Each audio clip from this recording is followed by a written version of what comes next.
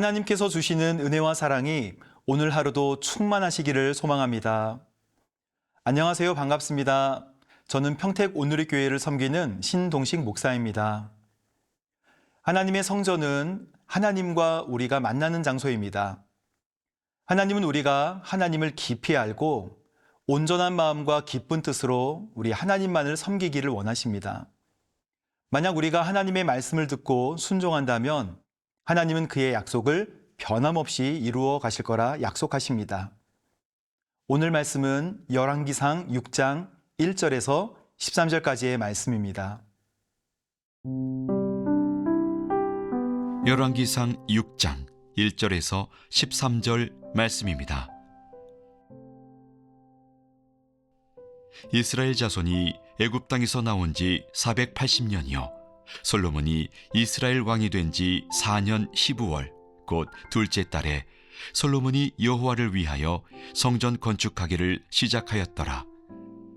솔로몬 왕이 여호와를 위하여 건축한 성전은 길이가 60규빗이요 너비가 20규빗이요 높이가 30규빗이며 성전의 성소 앞 주랑의 길이는 성전의 너비와 같이 20규빗이요 그 너비는 성전 앞에서부터 10규빗이며 성전을 위하여 창틀 있는 붙박이 창문을 내고 또 성전의 벽 곧 성소와 지성소의 벽에 연접하여 돌아가며 다락들을 건축하되 다락마다 돌아가며 골방들을 만들었으니 하층 다락의 너비는 5규빗이요 중층 다락의 너비는 6규빗이요 셋째 층 다락의 너비는 7규빗이라.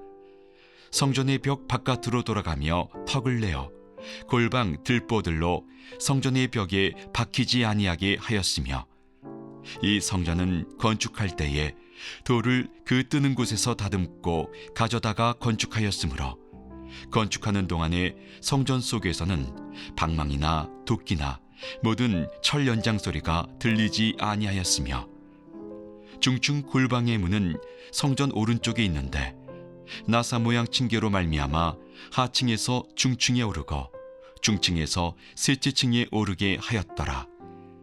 성전의 건축을 마치니라. 그 성전은 백향목 석가래와 널판으로 덮었고 또 온 성전으로 돌아가며 높이가 5규빗 되는 다락방을 건축하되 백향목 들보로 성전에 연접하게 하였더라.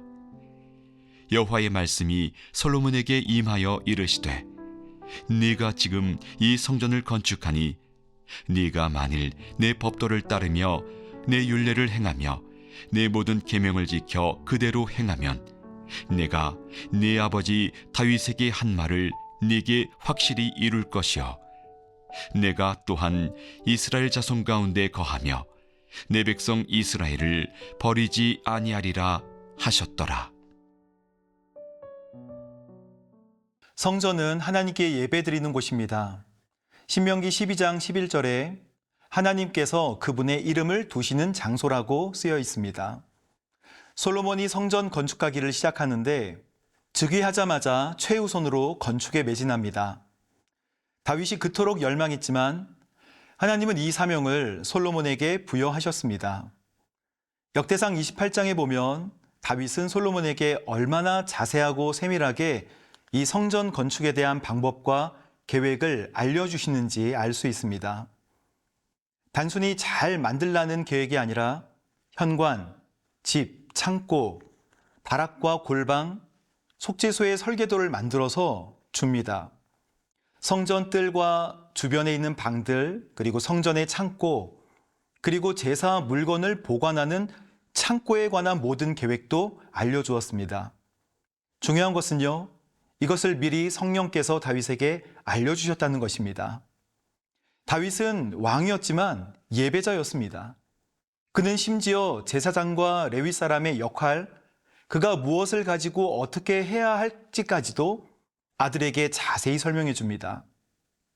금, 등잔대, 진설병상, 분향단에 들어가는 금의 무게, 은의 무게까지 다 세밀하게 알려줍니다.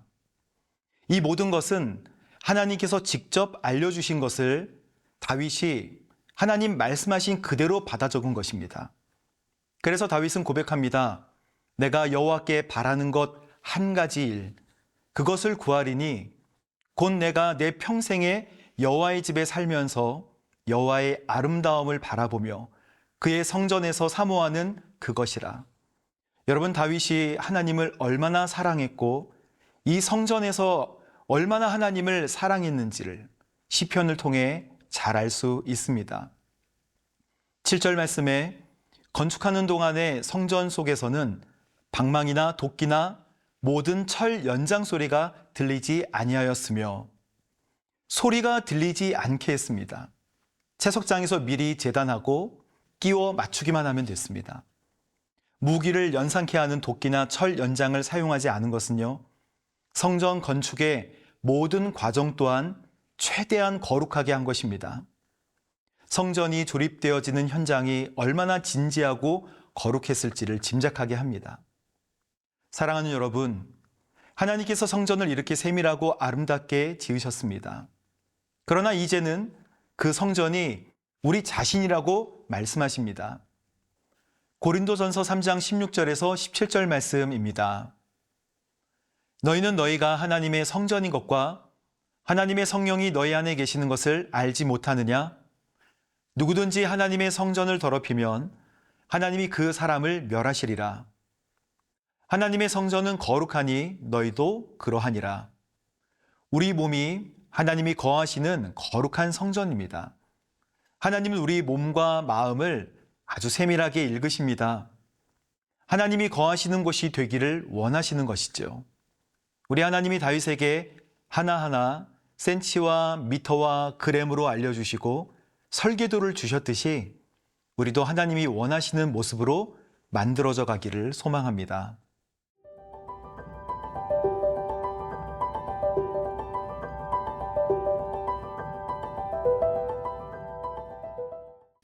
성전을 짓는 것보다 더 중요한 것은 하나님께 순종하는 것입니다. 다윗은 그의 평생을 통해 배운 여호와 하나님을 경외하는 법과 하나님의 말씀에 귀를 기울이는 지혜로 사람이 누릴 수 있는 가장 영광스러운 자리까지 높임을 받았습니다. 하나님을 높이니 하나님께서 높여주시는 축복을 경험한 것입니다. 다윗은 이 축복의 비결을 아들에게 신신당부하며 가르칩니다. 하나님은 이제 다윗에게 하셨던 말씀을 솔로몬에게 동일하게 말씀하십니다. 12절에 법도를 따르고 율례를 행하고 모든 계명을 지키면 내가 약속을 이룰 것이다 말씀하십니다. 다윗에게 한 말을 이루시겠다고 하셨는데 다윗에게 약속하셨던 하나님의 약속은 다윗의 집과 나라를 영원히 보존해 주신다는 것입니다.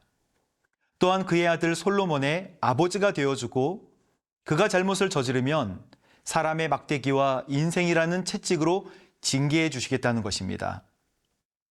여러분, 정죄는 마귀가 사람에게 그를 무너뜨리기 위해 하는 것이지만 징계는 아버지가 아들에게 하는 것입니다.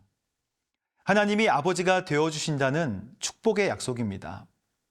이 약속은 이스라엘 백성들 뿐만 아니라 오늘 이 말씀을 듣고 보고 하나님께 순종하는 모든 사람에게 주시는 축복입니다.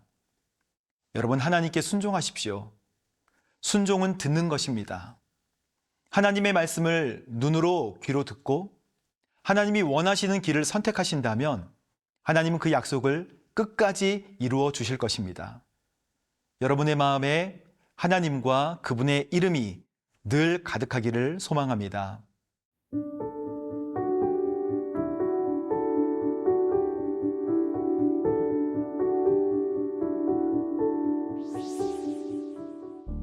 사랑하는 하나님, 우리의 마음이 하나님이 거하시는 거룩한 성전이 되게 하시고 하나님의 말씀대로 순종하여 하나님의 율례와 법도와 계명을 주야로 묵상하는 거룩한 백성이 되도록 인도하여 주옵소서.